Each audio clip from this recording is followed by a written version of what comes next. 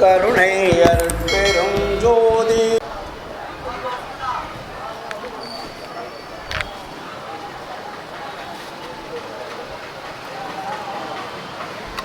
அருட்பெரும் ஜோதி அருட்பெரும் ஜோதி தனிப்பெரும் கருணை அருட்பெரும் ஜோதி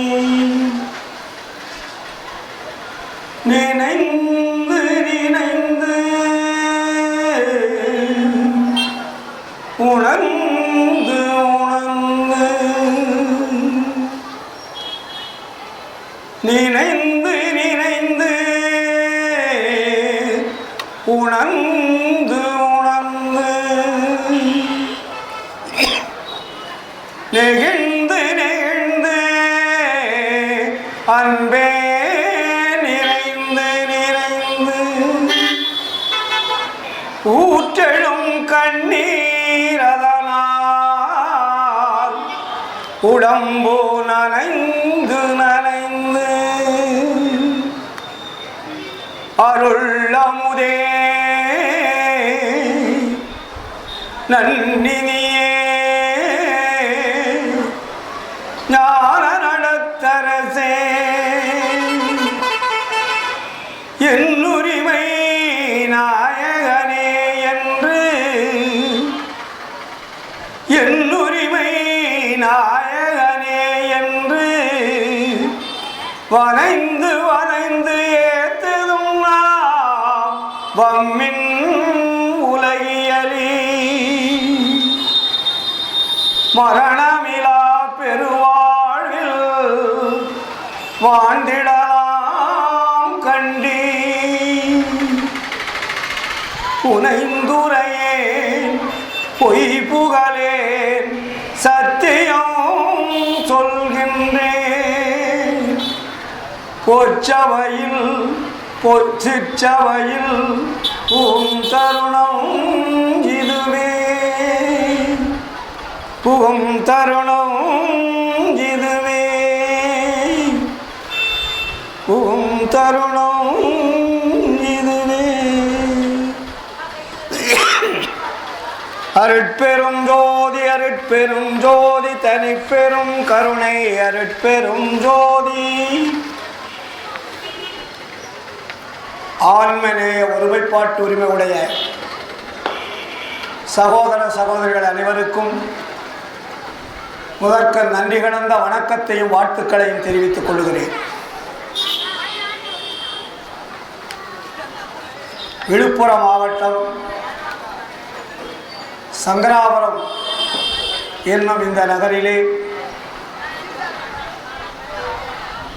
ஆங்கில புத்தாண்டு தினத்தை ஒட்டி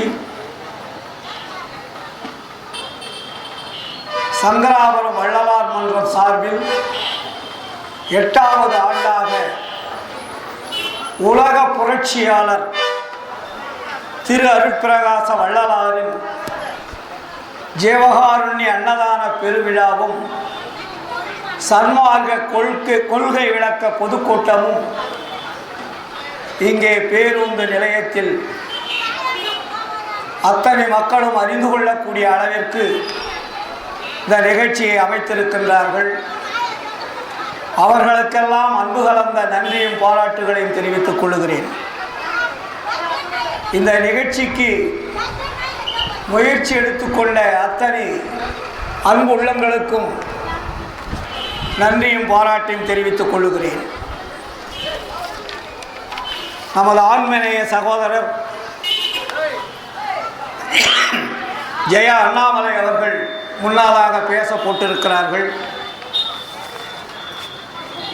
அவருக்கு முன்னாடி அடியேன் பேசிவிட்டு ஈரோடு செல்ல வேண்டும் என்பதற்காக நான் முன்னாடி பேச வந்திருக்கின்றேன். இங்கே வள்ளலாருடைய கொள்கை விளக்க பொதுக்கூட்டம் என்று போட்டிருக்கிறார்கள். இதற்கு முன்னாடி கொள்கைகள் எல்லாம் இந்த நாட்டிலே இல்லையா? உலகம் தோன்றிய காலத்திலிருந்து ஆன்மீக வரலாற்றிலே,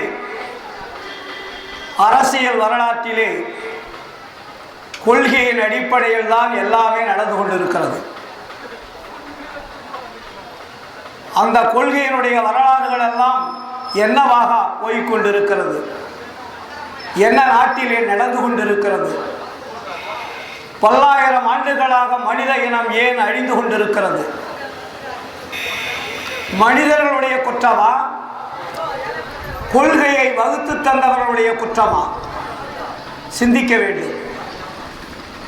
இந்த காலகட்டத்திலே புதியதொரு சுத்த சன்மார்க்க கொள்கை என்ற ஒரு புதிய நெறியை, புதிய கொள்கையை உலக மக்களுக்கு வகுத்து தந்திருக்கிறார் வள்ளலார் என்றால் என்ன காரணம்? இதுவரையில் இல்லாத கொள்கைகளா, இதுவரையில் இல்லாத வாழ்க்கை முறைகளா, இதுவரையில் இல்லாத ஆட்சி முறைகளா? அத்தனையும் இருந்தும் மனித இனம் இதுவரையில் உண்மை என்ன என்பே தெரிந்து கொள்ளாமல் அழிந்து கொண்டிருக்கிறார்கள். இந்த கொள்கைகள் எல்லாம் மனிதன் வாழ்வதற்குண்டான வழியை எதுவுமே காட்டவில்லை.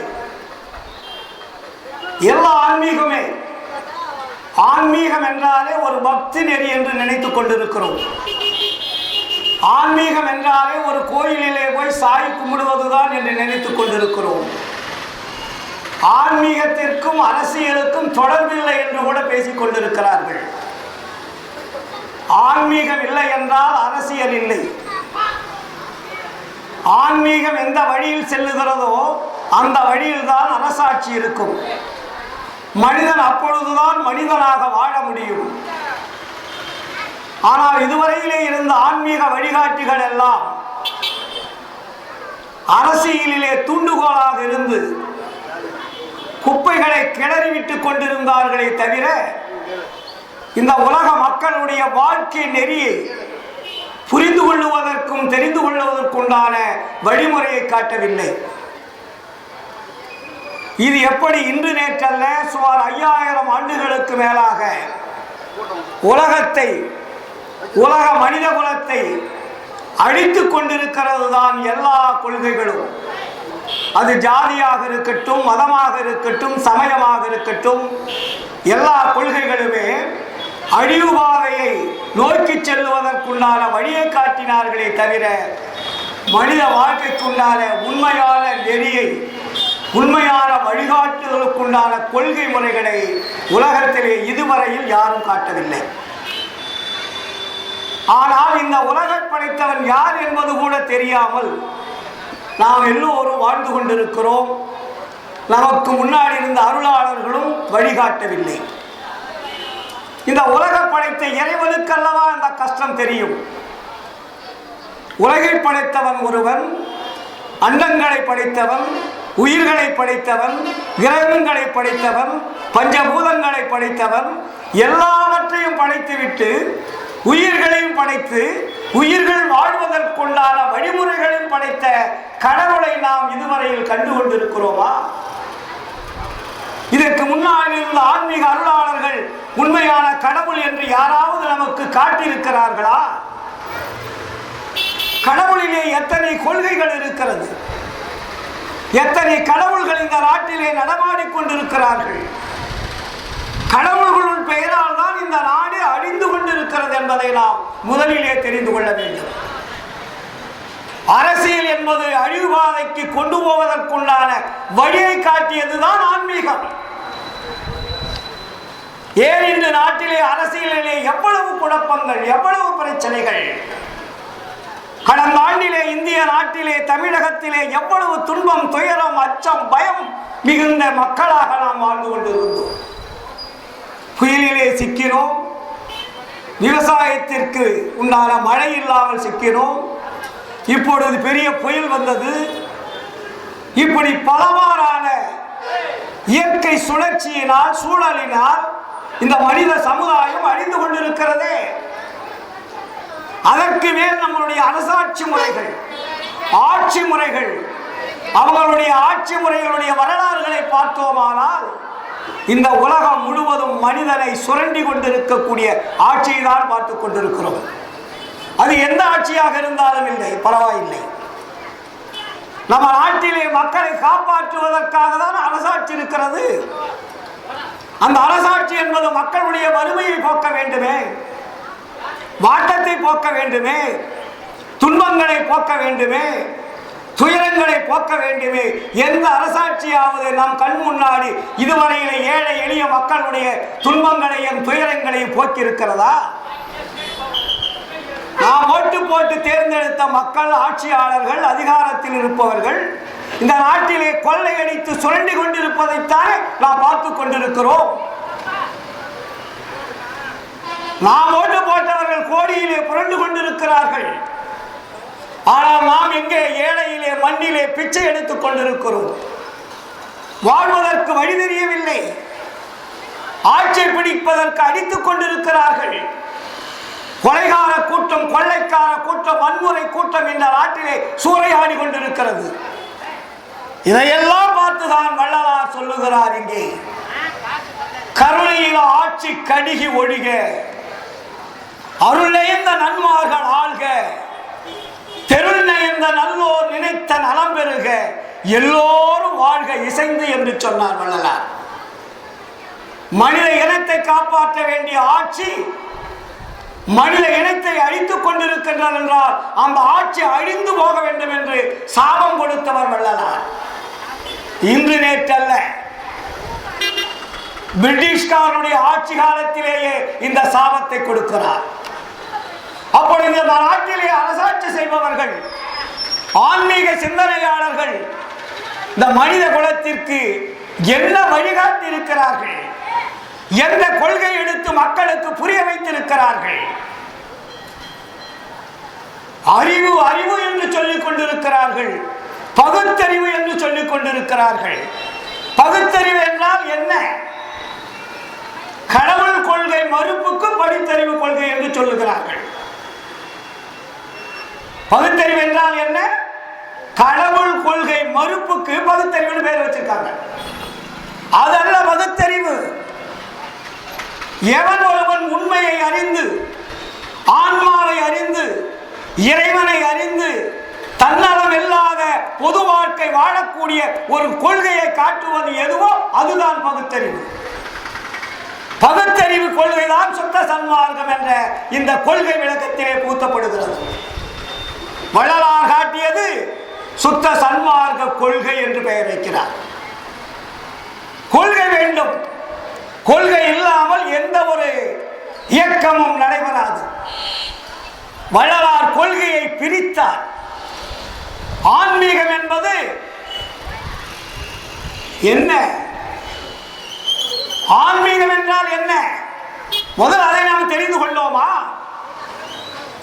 ஒவ்வொரு மனிதனுடைய உடம்பிலே இருக்கக்கூடிய ஆன்மாவை எவன் தெரிந்து கொள்ளுகிறானோ அவன்தான் ஆன்மீகவாதி. அவன்தான் ஆன்மாவை பற்றி பேச வேண்டும், ஆன்மீகத்தை பற்றி பேச வேண்டும். ஆன்மாவை தெரிந்து கொள்ளாதவன் ஆன்மீகவாதி அல்ல. வள்ளல் பெருமான் அதனால்தான் கொள்கை விளக்கம் என்று இங்கே அழகான பெயர் வைத்திருக்கிறார்கள். வள்ளலாருடைய கொள்கை என்ன? முதலிலே அவர் போட்ட வள்ளலாருடைய கொள்கையிலே முதல் வரியிலே வருவது எது? கடவுள் ஒருவரே, அவரே அருட்பெருஞ்சோதி ஆண்டவர். முதல் கொள்கை வள்ளலாரது. இந்த உலக மனித சமுதாயம் கடவுள் யார் என்று தெரியாமல் அழிந்து கொண்டிருக்கிறார்கள். கடவுள் ஒருவர் என்பதும் தெரியவில்லை, அந்த கடவுள் யார் என்பதும் தெரியவில்லை.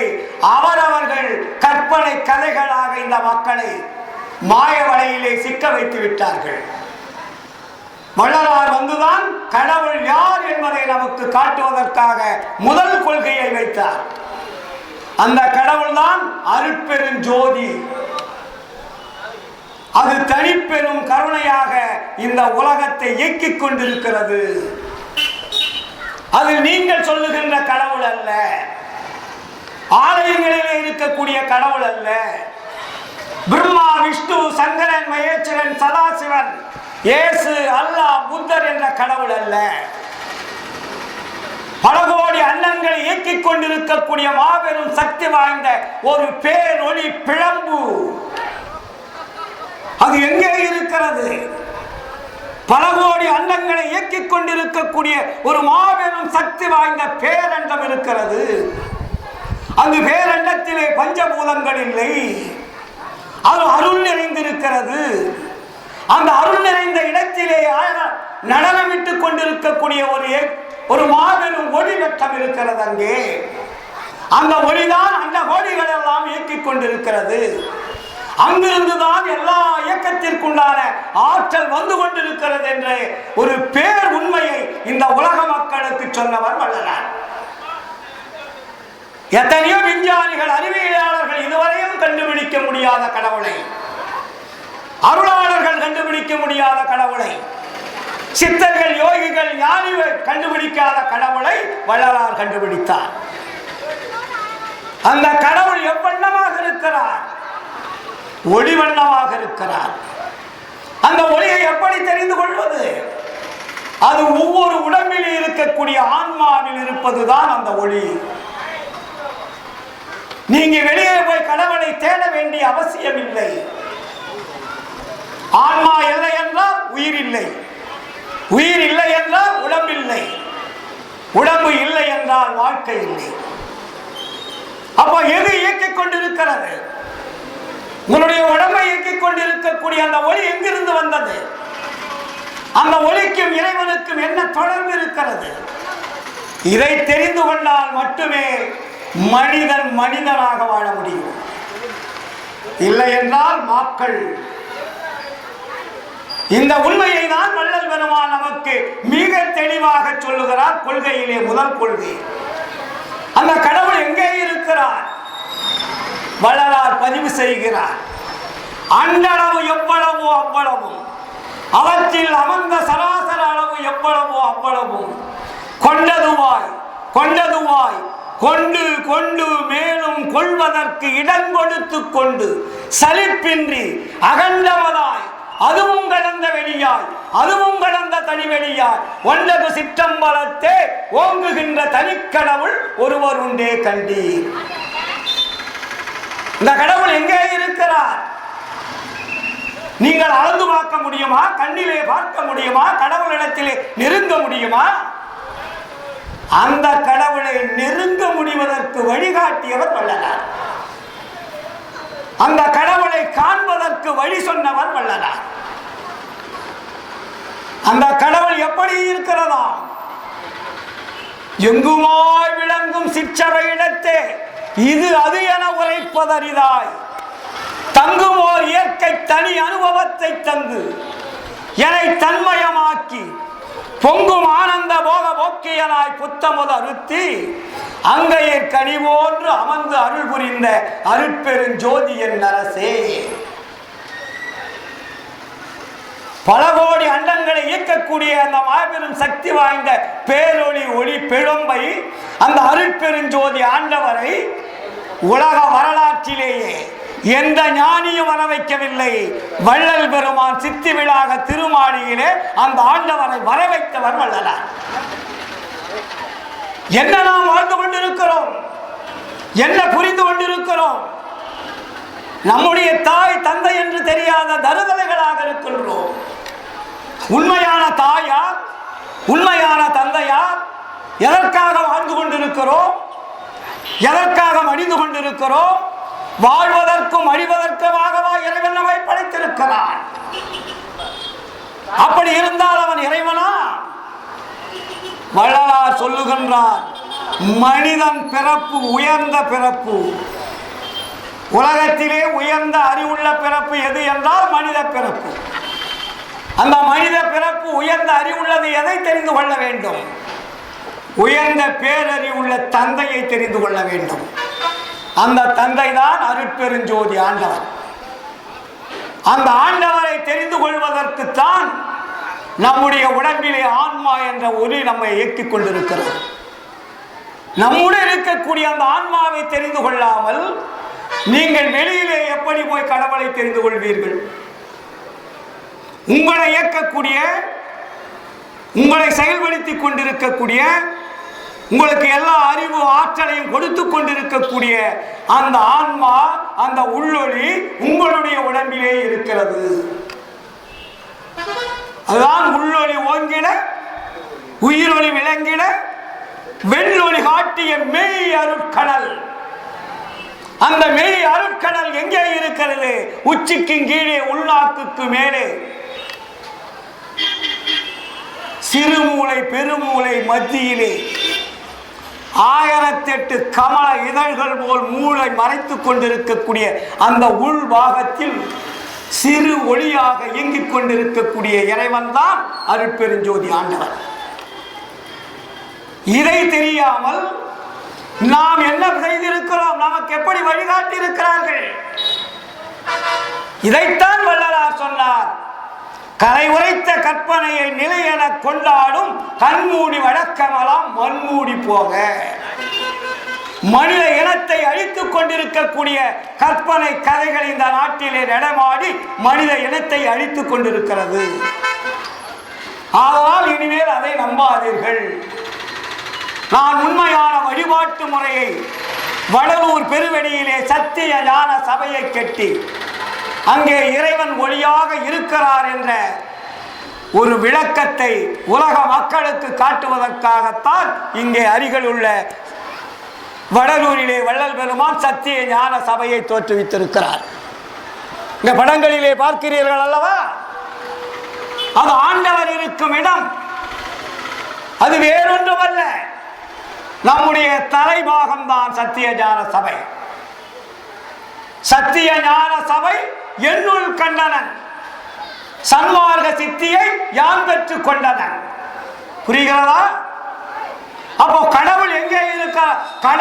கடவுள் பெயரை சொல்லிதான் இந்த உலகமே அழிந்து கொண்டிருக்கிறது. கடவுள் பெயரை சொல்லிதான் சாதி சமய மதங்கள் என்பது தோன்றியது. இதைத்தான் வள்ளலார் சாட்டை அடி கொடுத்தார். எய்வகை சார் மதங்களிலே பொய்வகை சாத்திரங்கள் எடுத்துரைத்தே எமது தெய்வம் எமது தெய்வம் என்றே கைவகையே கதறுகின்றி தெய்வம் ஒன்றென்றறி. கடவுள் ஒருவர் என்று இதுவரையும் தெரிந்து கொண்டிருக்கிறீர்களா? எப்படிப்பட்டவர்கள் நாம்? கருவிடித்து கலகமிட்ட பெரியரினும் பெரிய ஐவகைய பூத உடம்பு அழிந்திடில் என் புரிவீர். அழி உடம்பை அழியாமையாக்கும் வகையறி உய்வகையன் தனித்தந்தை வருகின்ற தருணம் இது உற்றதிவின் உற்றிடுவீர் உண்மை உரைத்தேனே. வள்ளலாருடைய கொள்கையிலே முதல் கொள்கை கடவுள் ஒருவரே.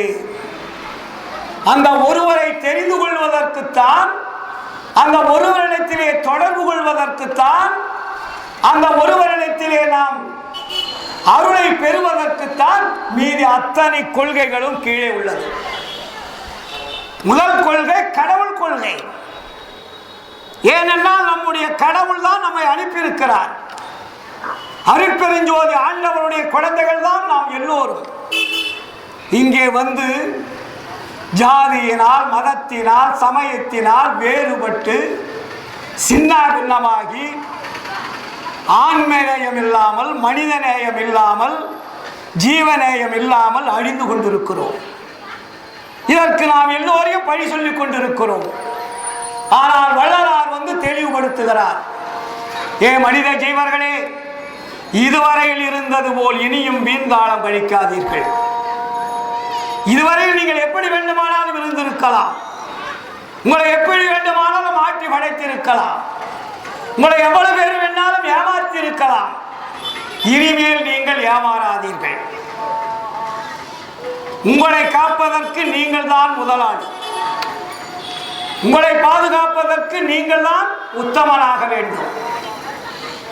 அந்த உத்தமமாவதற்கு என்ன வழி, என்ன கொள்கையை சொன்னார் வள்ளலார்? அடுத்த கொள்கைக்கு வருகிறார். ஜாதி சமய மத வேறுபாடுகள் கூடாதுன்னார். ஜாதி சமய மத வேறுபாடுகள் கூடாது. இந்த ஜாதி சமய வேறுபாடுகள் இருந்தால் நாம் கடவுளுடைய கொள்கைக்கு விரோதமானவர்கள், சகோதர உரிமையை அற்றவர்கள், ஆன்மநேய கொள்கைக்கு விரோதமானவர்கள். ஆதலால் ஜாதி சமய மத வேறுபாடுகளை விட்டு ஒழிங்கள். ஏனென்றால் இது நம்ம மேல குற்றம் இல்லை, நாம் எல்லாரும் நம்மளை தான் பேசிக்கிட்டு இருக்கிறோம். நாம் எல்லாம் பல்லாயிரம் ஆண்டுகளாக பெரியவர்கள் சொல்லியதை கேட்டு கேட்டு அதன் வழியிலே வந்துவிட்டோம். அதெல்லாம் நாம் பெரியவர்கள் காட்டிய வழியிலே நாம் பின்பற்றி கொண்டிருக்கிறோம். இனிமேல் அந்த வழியெல்லாம் நமக்கு தேவையில்லை.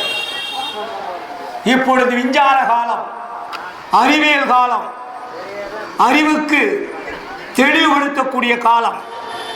முன்னாடி இருந்த காலம் அல்ல, காட்டு மிராண்டி காலம் அல்ல, எதையும் சொன்னால் ஏற்றுக்கொள்ளக்கூடிய காலம் அல்ல. இப்பொழுது எல்லோருமே அறிவு மிகுந்த தெளிவுள்ளவர்களாக வாழ்ந்து கொண்டிருக்கிறார்கள். நமக்கு முன்னாடி இருந்தவர்களால் தெளிவில்லாமல் இருக்கலாம். இப்பொழுது வந்து பிறந்து கொண்டிருக்கக்கூடிய இளைஞர்கள், வரக்கூடிய குழந்தைகள் எல்லாம் அறிவியலே மேதாவிகளாக இருக்கிறார்கள். அவர்கள் நமக்கு வழிகாட்ட காத்திருக்கிறார்கள். ஆனால் தான் இளைஞர்களை சன்மார்க்கத்தில் அதிகமாக சேர்க்க வேண்டும். பழைய ஆளுகளை உட்கார்ந்து நம்ம பஜனை பண்ண மாதிரி பஜனை பண்ணிட்டு இருக்க கூடாது. காலங்கள் நமக்கு போதாது. வள்ளலார் மிக தெளிவாக சொல்லுகிறார், ஜாதி சமய மதங்கள் இந்த நாட்டை அழித்துக் கொண்டிருக்கிறது. அதுக்கு அடுத்தது என்ன சொல்றாரு? சிறு தெய்வ வழிபாடுகள் கூடாதுன்னார். வள்ளலாருடைய கொள்கையை பாருங்க. உலக வரலாற்றில் யாருமே இந்த கொள்கை வகுத்திருக்க மாட்டாங்க. சிறு தெய்வ வழிபாடு கூடாது. ஏன்? எல்லாமே கொலகார தெய்வங்கள், உயிர்கொலை வாங்கக்கூடிய தெய்வங்கள், இறைவனுடைய ஆன்மாவினால் வரக்கூடிய உயிரை அழிக்கக்கூடிய தெய்வங்களாக இருக்கிறது. அந்த தெய்வங்களிடத்திலே நீங்கள் வழிபாடு செய்தால் நீங்கள் ஒழுக்கம் உள்ளவர்களாக வாழ்வதற்கு வழியே கிடைக்காது. அதனால்தான் சிறு தெய்வ வழிபாடு கூடாதுன்னார்.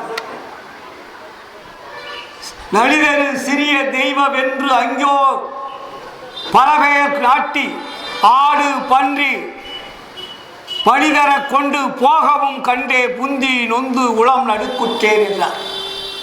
இந்த தெய்வங்கள் எத்தனை உயிரை பலி வாங்குகிறது? இதெல்லாம் தெய்வங்களா? இந்த தெய்வங்களை வைத்து வழிபாடு செய்கிறார்களே, இவருடைய அறிவின் தன்மை என்ன? புரிந்து கொள்ளாமல் அறிந்து கொள்ளாமல் அப்பாவிகளாக இப்படி செய்கின்றார்களே, அவர்களுக்கு வழிகாட்டு என்று இறைவனிடத்திலே வேண்டுகிறார். ஆனாலே உயிர்கொலை செய்வது முற்றிலும் தவறு. உயிர்கொலை செய்வதனால் நாம் அழிந்துதான் போகும். நாம் அழிவது மட்டுமல்ல, நம்மை சார்ந்தவர்களும் அத்தனை பேரும் அழிந்து போவார்கள். உலக வரலாற்றில் எந்த சமயமும் மதம் சொல்லாதது. கடவுள் பெயரை சொல்லி உயிர் பெயர் செய்யாத. அப்படி செய்தால் நீ மனிதன் அல்ல, நீ மிருகத்திற்கு சமம் என்று சொன்னார் வள்ளலார். ஆனால்தான் வள்ளலார் உயிர்கொலையும் புழைப்பு சிப்பும் உடையவரெல்லாம் உறவினத்தார் அல்ல, அவர் புறவினத்தார். பயிர்ப்புறுவோர் பசித்த வெற்றல் மாத்திரமே புரிக மற்ற பண்புறையே நண்புது வேண்டார். ஜாதி ரெண்டதான் பிரிச்சார். அதுக்கு முன்னாடி இருந்தவங்க என்ன பண்ணாங்க? ஆண் பெண்ணு பிரிச்சாங்க. நம்ம விவேகானந்தர் போய் சிஸ்டர்ஸ் அண்ட் பிரதர்ஸ் எங்க, எந்த நாட்டில்? அமெரிக்காவில். அதை பெருமையா நம்ம பேசிட்டு இருக்கிறோம். என்ன கேள்வியோ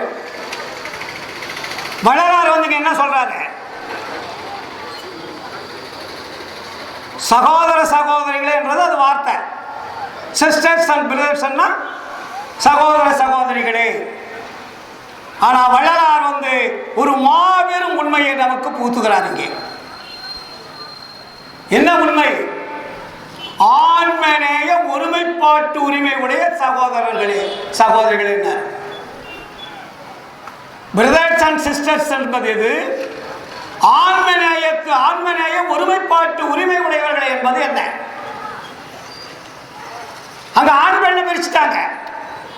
வள்ளலார் ஆணையும் பிரிக்கவில்லை, பெண்ணையும் பிரிக்கவில்லை, எல்லோரும் ஆன்மாக்கள் என்பதை சொன்னார். எல்லோருமே ஆன்மாக்கள். ஆன்மாக்களிலே பேதம் இல்லை, ஆண் பெண்ணிலே பேதம் இருக்கிறது. நம்ம இயக்கிக் கொண்டிருக்கக்கூடிய ஆன்மாவிலே பேதமில்லை. ஆதலால் சுத்த சன்மார்க்கிகள் ஆன்மநேய ஒருமைப்பாட்டு உரிமையை கடைபிடிக்க வேண்டும். எவ்வளவு பெரிய உண்மை, எவ்வளவு பெரிய தத்துவம், எவ்வளவு பெரிய கொள்கை இது! உலகத்திற்கு எந்த விதமான வேறுபாடு இல்லாத ஒரு மாபெரும் கொள்கை இது. எல்லா உயிர்களும் ஒன்று.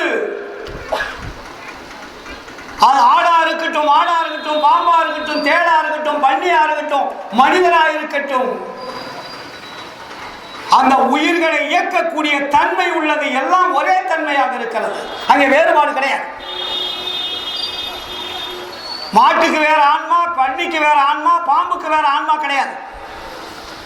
அங்கே உருவங்கள் வேறுபடுகிறது. உள்ளே இயக்கக்கூடிய மேற்பொருள் என்ற ஆன்மா ஒன்றே ஒன்றுதான். அது ஒரே தன்மை உடையது. அதே போல உயிரும் ஒரே தன்மைகளை, உயிர் தன்மையிலே வேறுபாடு கிடையாது. உடலிலே வேறுபாடு இருக்கிறது,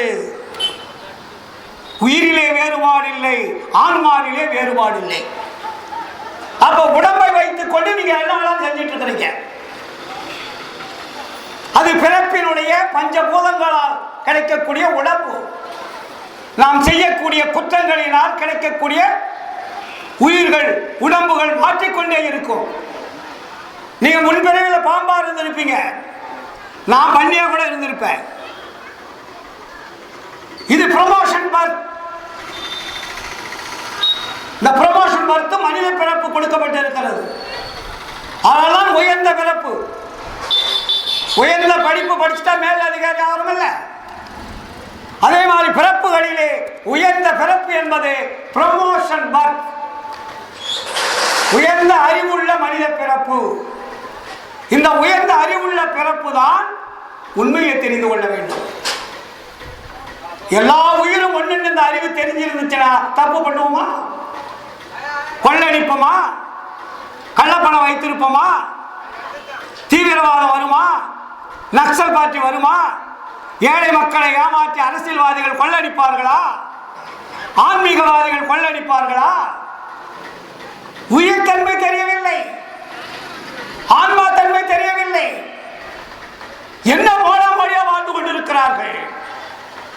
இதைத்தான் வள்ளலார் இங்கே பதிவு செய்கிறார். ஏன் மனிதர்களே, உடம்பு ஒரு வகை அறியீர், உயிர் வகையை அறியீர், உடல் வறுக்க உண்டு நிதம் உறங்குதற்கே அறிந்தேன், மடம்புகு பேய்மனத்தாலே மயங்குகின்றீர், மனதை வசப்படுத்தும் வழிதுரை கற்றறீர். இடம்பெறு பொய் வாழ்க்கையிலே இன்பம் துன்பம் அடுத்தே எண்ணி எண்ணி இழக்கின்றீர் ஏழை உலகீரே.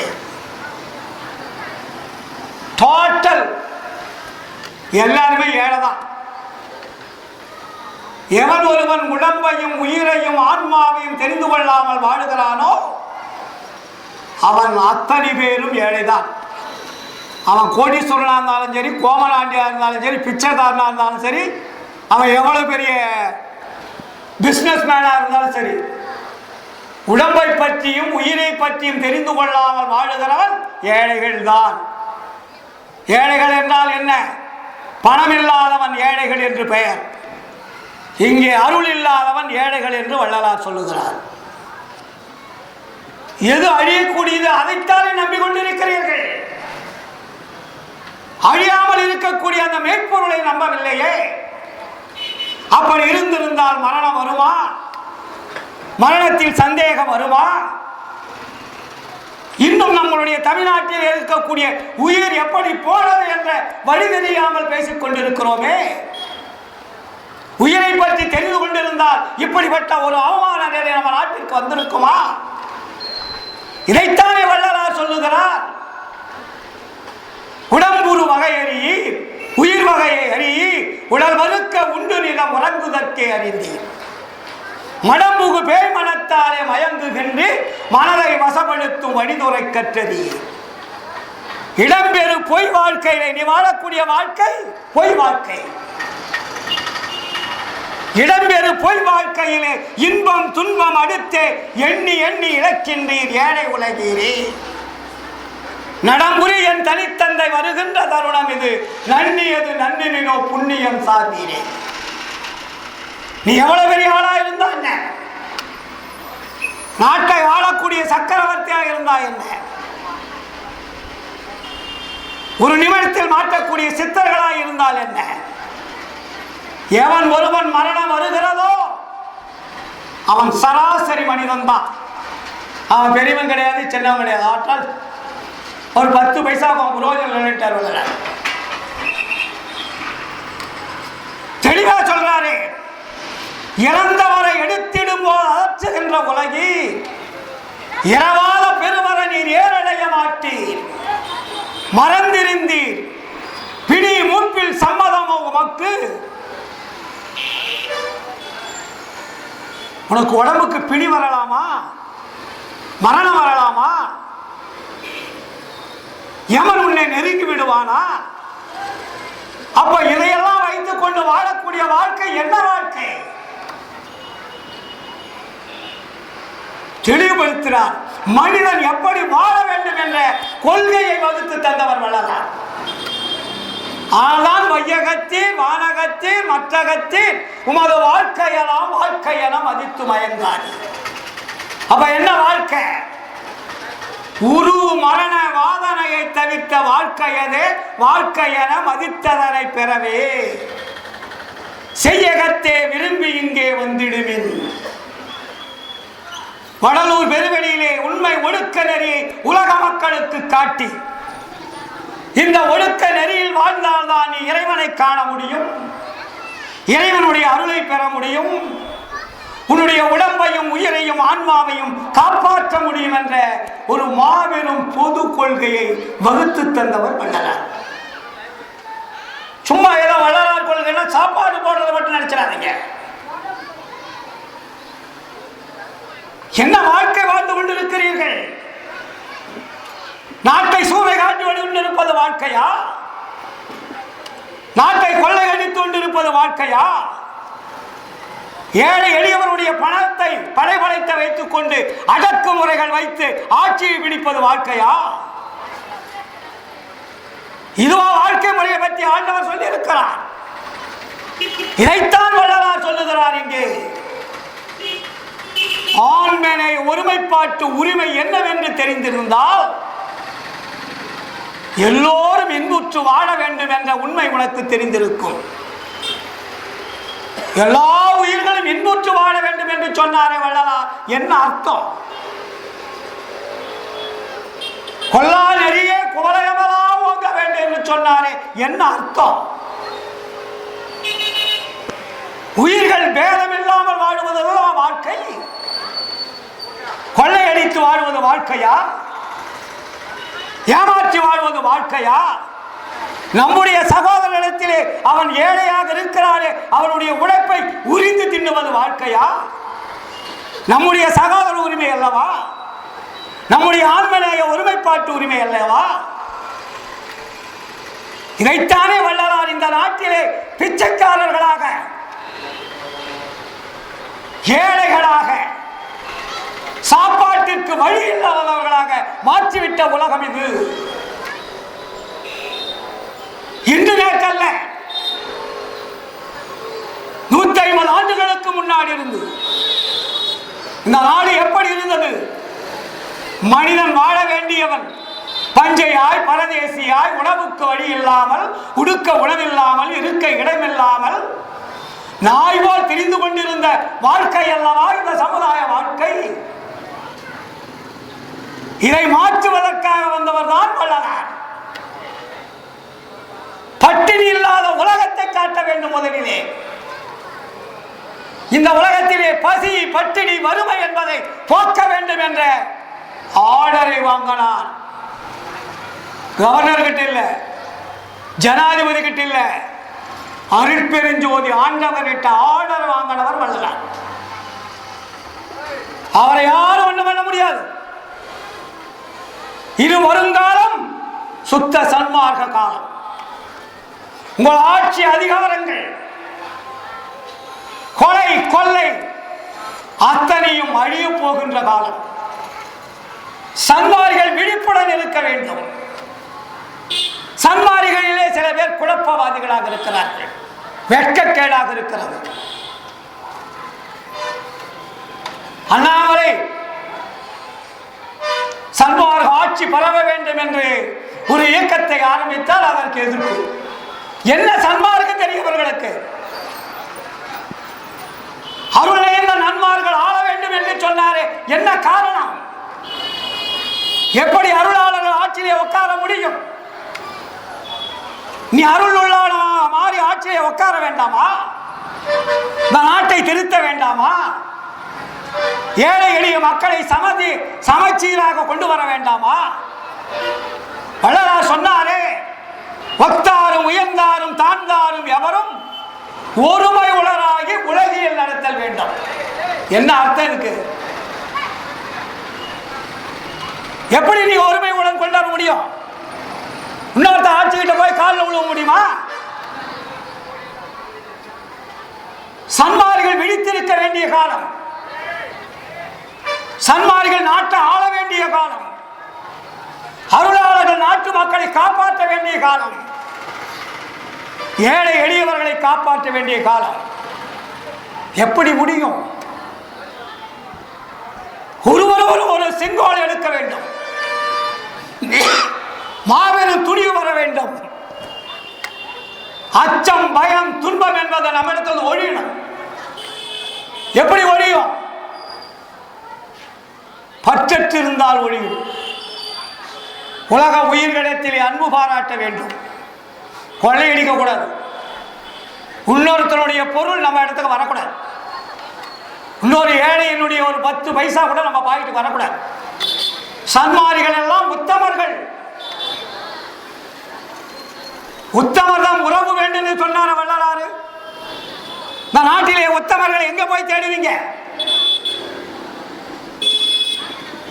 சன்மார்க்கத்தில் மட்டும்தான் உத்தமர்களை இனிமேல் உருவாக்க முடியும். ஏன்னா வள்ளலாருடைய கொள்கை அப்படிப்பட்ட கொள்கை. இதில் என்ன நோக்கம் இருக்கிறது? பொது நோக்கம் இருக்கிறது. இங்க என்ன இருக்கிறது? பொது நோக்கம்.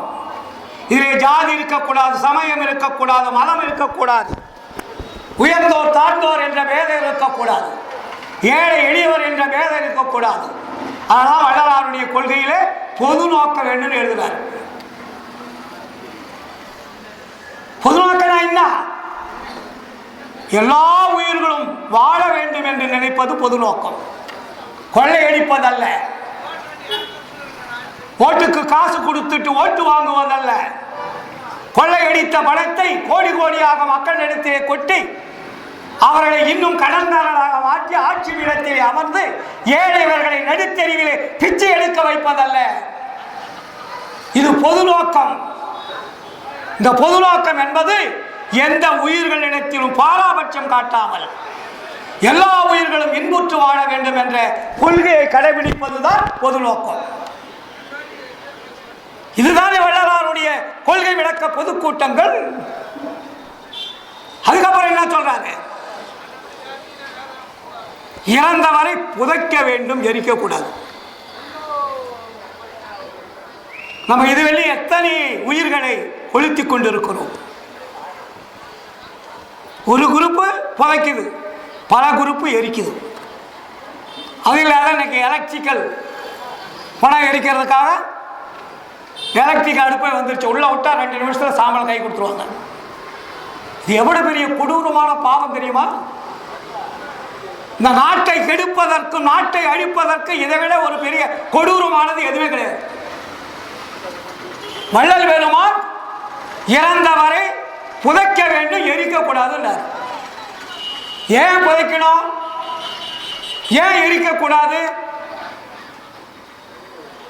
ஒரு மனிதன் இறந்தால் அவனுடைய உயிர் ஆன்மாவிலே போய் அடங்கிவிடும், உடம்பை விட்டு வெளியே போகாது. நீ கொளுத்தி விட்டால் அந்த உடம்பில் இருக்கக்கூடிய உயிரும் ஆன்மாவும் வெளியே போயிடும். அது வெளியே போயிட்டா இன்னொரு பிறப்பு எடுக்கின்ற வரையில் அது சுற்றி கொண்டே இருக்கும். அது வேற யாராவது ஒரு ஆன்மாவிலே போய் பூந்துக்கும். அப்ப என்ன ஆகும்? அந்த ஆன்மா இரண்டு ஆன்மாவாக, இரண்டு உயிராக அந்த பாடியில் வேலை செய்யும். அப்பதான் அவங்களுக்கு நீங்க பேய் பிடிச்சிடுச்சுன்னுவீங்க, பைத்தியம் பிடிச்சிடுச்சுன்னுவீங்க, காத்து குணம்னுவீங்க. இதெல்லாம் அல்ல. ஒரு மனிதன் இறந்தால், அது புதைத்தால், அது வேறொரு தேகம் எடுக்கின்ற வரையில் அந்த உடம்பிலே அந்த உயிரும் ஆன்மாவும் அப்படியே இருக்கும். அது வேற ஒரு வீடு ரெடி ஆகிட்டா அப்பதான் அது வெளியே போகும். இது எப்போ போகணும்னு நமக்கு தெரியாது. அதனால நம்ம என்ன பண்ணணும்? புதைக்கணுமே தவிர எரிக்கக்கூடாது. எரித்தால் அதுவும் ஒரு கொலைனாரு வள்ளலார். ஒரு இறந்த பிணத்தை, உயிர் அடக்கம் கொண்ட பிணத்தை நீங்கள் புதைக்காமல் எரித்தால் அதுவும் உயிரோட செய்யற கொலைதான். தூங்குறவனை மண்ணெண்ணெய் ஊற்றி கொளுத்துற மாதிரி தூங்குறவனுக்கு ஏதாவது தெரியுமா? தூங்குறவனை கொளுத்துனா எப்படியோ அப்படின்ட்டாரு வள்ளலார். அதனால நீங்க இறந்தவரை புதைக்க வேண்டுமே தவிர எரிக்கக்கூடாது. எவ்வளவு பெரிய உண்மை! இதை நம்ம இதுவரை கடைபிடிச்சிருக்கிறோமா? இனிமேல் கடைபிடிங்கள். அதை கடைபிடிக்க தவறிவிட்டால் நம்முடைய வீடு, நம்முடைய எதிர்காலம், நம்முடைய வாழ்க்கை அத்தனையும் பஸ்மம் ஆயிடும். இது மாதிரி நிறைய கொள்கைகள் வள்ளல் பெருமான் நமக்கு வகுத்து தந்த கொள்கைகள் அளவில் அடங்காது. இந்த கொள்கைகள் எல்லாம் நாம் கடைபிடிக்க வேண்டும். கடைபிடிக்கிறதுக்கு என்ன வேணும்? நீங்க ஆலய வழிபாட்டுக்கு போனா கிடைக்குமா? இல்ல வேற ஏதாவது அங்க பிரதட்சணை செஞ்சா கிடைக்குமா? வள்ளலார் அதுக்கு நமக்கு கொள்கைகள்ல 4 கொள்கைகளை கொடுத்தார். அதுக்கு ஒரு கொள்கை தலைப்பா பேர் வச்சார். அதுக்கு பேர் என்ன பேரு? ஜீவகாருண்ய ஒழுக்கம்னு பேர் வச்சார். வள்ளலாருடைய கொள்கையில ஜீவகாருண்ய ஒழுக்கமே மோட்ச வீட்டின் திறவுகோல். நீங்கள் ஜீவகாருண்யம் உள்ளவர்களாய் இருந்தால் மட்டுமே நீங்கள் இறைவனுடைய கதவை திறந்து உள்ளே செல்வதற்குண்டான சாவி கிடைக்கின்றார். அதுக்கு ஜீவகாருண்யமே மோட்ச வீட்டின் திறவுகோல். வழிபாட்டுக்கு என்ன சொன்னாரு? ஜீவகாருண்யமே கடவுள் வழிபாடு, உயிர் இரக்கமே கடவுள் வழிபாடு. இதெல்லாம் வள்ளலாருடைய கொள்கை. அப்போ ஜீவகாருண்யம் என்பது என்ன? ஜீவகாருண்ய ஒழுக்கம் என்பது என்ன? ஜீவகாருண்ய ஒழுக்கத்துல ஜீவன்னா உயிர் சார். உயிரை காப்பாற்றுவதற்கு ஒழுக்கம், அதுக்கு பேர் தான் ஜீவகாருண்ய ஒழுக்கம். உங்க உயிரை நீங்க காப்பாற்றணும்னா நீங்க ஒழுக்கத்தை கடைபிடிக்கணும்னு சொன்னார். அப்ப அந்த ஒழுக்கம் எத்தனை வகை? இதுவரை யாராவது சொல்லியிருக்காங்களா சார்? நம்ம வள்ளுவர் என்ன சொல்லியிருக்காரு? திருவள்ளுவர் 2 அதிகாரம் எழுதியிருக்காருல. நமக்கு முன்னாடி வந்த பெரியவர் அவர். உலக பொது மறை என்று எல்லோராலும் பாராட்டப்படக்கூடிய நூல் திருக்குறள். அது நம் தமிழ்நாட்டிலே தோன்றியது. அவர் ஒழுக்கத்தை பற்றி 2 அதிகாரம் சொல்லியிருக்காரு. ஒழுக்கம் விழுப்பம் தரலாம், ஒழுக்கம் உயிரினும் ஓம்பப்படும். ஒழுக்கத்தை கடைபிடிப்பவர்கள் உயிர் பாதுகாக்கப்படும் சொல்லியிருக்கார். உயிரை விட மேலானது ஒழுக்கம் முக்கியம் அப்படின்ட்டார் வள்ளுவர். அப்புறம் என்ன சொல்றாரு? ஒழுக்கத்தின் எய்துவர் மேன்மை, இழுக்கத்தின் எய்துவர் எய்தாப்பழி. ஒழுக்கம் உள்ளவன் மேன்மை அடைவான், ஒழுக்கம் இல்லாதவன் கீழே போயிடுவான்ட்டார். சரி, அந்த ஒழுக்கத்துக்கு என்ன டெஃபினேஷன் கொடுத்தார் வள்ளுவர்? படித்தவர்கள் பண்டிதர்கள் இதுவரையும் திருக்குறளை நாம் 1330 குறளை நானே சாப்பிட்டு இருக்கேன்னு சொன்னவங்களாம் ஒழுக்கத்துக்கு யாராவது டெஃபினேஷன் கொடுத்தா? வள்ளுவர் கொடுத்துருக்காரா? வள்ளலார் தான் கொடுக்குறாருங்க. ஒழுக்கம் என்பது 4 வகைப்படும். ஒன்று இந்திரிய ஒழுக்கம், கரண ஒழுக்கம், ஜீவ ஒழுக்கம். இந்த 4 ஒழுக்கம் தான் உயிரை காப்பாற்றுனான்ட்டார். எவ்வளவு அழகா குழந்தைக்கு சொல்ற மாதிரி, ஒரு எல்கேஜி படிக்கிற பையனுக்கு சொல்ற மாதிரி சொல்றார் வள்ளலார்.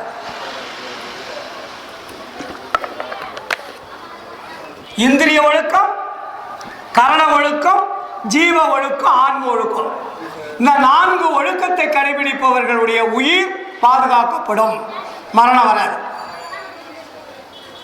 அப்ப இந்திரிய ஒழுக்கம் என்றால் என்ன, கரண ஒழுக்கம் என்றால் என்ன, ஜீவ ஒழுக்கம் என்றால் என்ன, ஆன்ம ஒழுக்கம் என்றால் என்ன என்பதை பட்டியல் போட்டார் வள்ளலார். இந்திரியம் என்பது எது? ஐம்புலன்கள். இந்த ஐம்புலன்களுக்கு சரியான வேலையை கொடுக்கணும், தவறான வேலையை கொடுக்கக்கூடாது. பேசுவதற்கு நேரம் இல்லை. திருவருட்பா இருக்கிறது, ஜீவகாருண்ய ஒழுக்கம் என்ற நூல் இருக்கிறது. அந்த நூலை வாங்கி படிங்க. வள்ளலாருடைய கொள்கைகள் அத்தனையும் அதில் தெளிவாக இருக்கும். அதான் முடிச்சுக்கலாம். அதுக்கு தான் நான் பார்த்தேன் ஆச்சுங்களா. அதனால நம்ம ஜீவகாருண்ய ஒழுக்கம் என்ற 4 ஒழுக்கங்களை நீங்க வடலூர் சென்றாலோ சன்மார்க்க சங்கத்தில் இருந்தாலோ அந்த நூலை வாங்கி படித்தீர்களானால் 4 ஒழுக்கம் என்ன என்பதும், இந்த ஒழுக்கத்தினால் உயிர் எப்படி காப்பாற்றப்படும் என்பதும், உயிரினால் ஆன்மாவில் இருந்து அருள் எப்படி சுரக்கும் என்பதும், அந்த அருள் சுரந்தால் இறைவனை எப்படி தொடர்பு கொள்ள முடியும் என்பதையும் மிக தெளிவாக வச்சிருக்கார். அதனால வள்ளலாருடைய கொள்கைகள் மற்றவர்கள் சொல்லாத கொள்கைகள் அத்தனையும் வள்ளலார் சொல்லியிருக்கார். அதனாலதான் இதுல உலக புரட்சியாளர் போட்டிருக்காங்க. இதில் என்ன போட்டிருக்காங்க? உலக புரட்சியாளர் திருவருட்பிரகாச வள்ளலார். கொள்கைகள் மட்டுமல்ல, புரட்சி என்றால் ஒரு புதுமையான சமுதாயத்தை உருவாக்குவதற்குண்டான கொள்கைகள். இதுவரையில் இருந்தது பழைய சமுதாயம், இது உருவாக்கக்கூடியது புதிய சமுதாயம். இதுவரையில் இருந்தது கலியுகம், இப்பொழுது வருகின்றது, நடைபெற்றுக் கொண்டிருக்கிறது சத்தியுகம். சத்தியுகம் என்றால் சன்மார்க்க காலம்னு பேரு. சன்மார்க்க காலம் என்றால் உண்மை நெறியை மக்களுக்கு போதிக்கின்ற காலம்னு பேரு. ஆனால் சத்தியுகம் அழிந்து விட்டது, இது கலியுகம் அழிந்து விட்டது, சத்தியுகம் ஆரம்பமாகிவிட்டது. இங்கே உண்மைகள் மட்டும்தான் வெளிப்படும், பொய்க்கு இடமே இல்லை என்று கூறிக்கொண்டு இன்னும் நிறைய இருக்கு. சன்மார்க்க கொள்கைகள் பேச பேச பேச உங்களுடைய ஆன்மாவை மாற்றக்கூடிய, திருத்தக்கூடிய ஒரு மாற்றம் உள்ளது. அவ்வளவு பெரிய உண்மையை மிக லகுவாக, மிக எளிதாக சாதாரண மக்களிலிருந்து படித்தவர்கள் வரையில் புரிந்து கொள்ளக்கூடிய அளவிற்கு தெளிவாக எழுதி வைத்திருக்கிறார். அதையெல்லாம் நீங்கள் வாங்கி படித்து தெரிந்து கொள்ள வேண்டும் என்று கூறிக்கொண்டு இன்னும் நம்ம அன்பெல்லாம் பேச வேண்டியிருக்கு. இந்த அளவிற்கு வாய்ப்பளித்த அத்தனை அன்புள்ளங்களுக்கும் நன்றி கூறி எனது சிறிய உரையை நிறைவு செய்கிறேன். நன்றி, வணக்கம், வாழ்த்துக்கள்.